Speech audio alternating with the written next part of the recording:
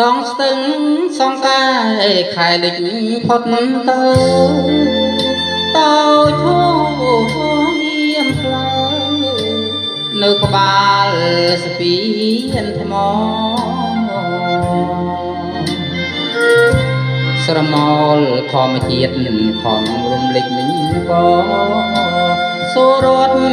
ភ្លើចអង្រួនរីត្រី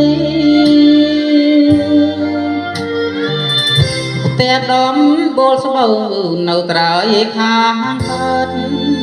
ជាភូមិកំណត់ឋានស្នេ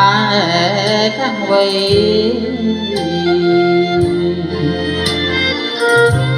តាមផ្លូវមានគេលុកនំចំណៃ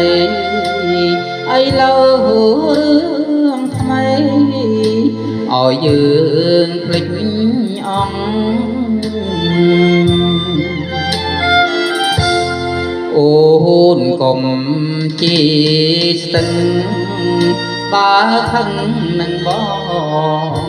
ទុកក្រន់ដើរឆ្លងនឹករឿងស្រណងទឹកអើយហូរទៅកុំនៅក្រៀមក្រំនាំដួងចិត្តស្មងទៅប្រាប់នាងផងអោស្ទឹងសង្កាយធ្លាប់តែផ្ញើចិត្តពេលយប់មក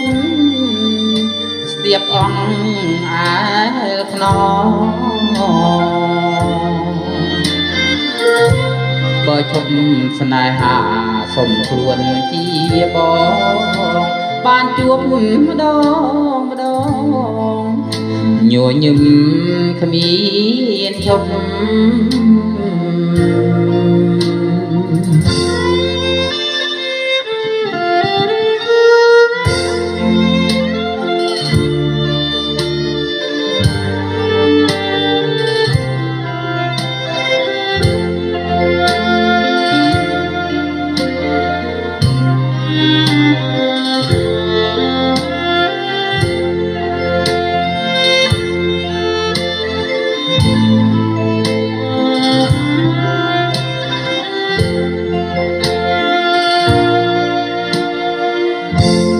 អូនកុំ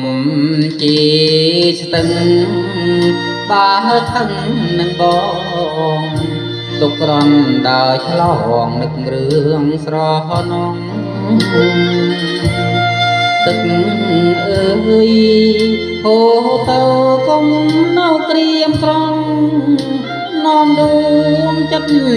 ស្មងទៅប្រាប់នាងផងអោស្ទឹងសង្កាយធ្លាប់តែផ្ញើចិត្តពេលយប់ងងឹតស្ទាបអង្គអាលខ្នងបើឈប់ស្នេហាសុំខ្លួនជាបងបានជួបម្ដងញញឹមគ្មានឈប់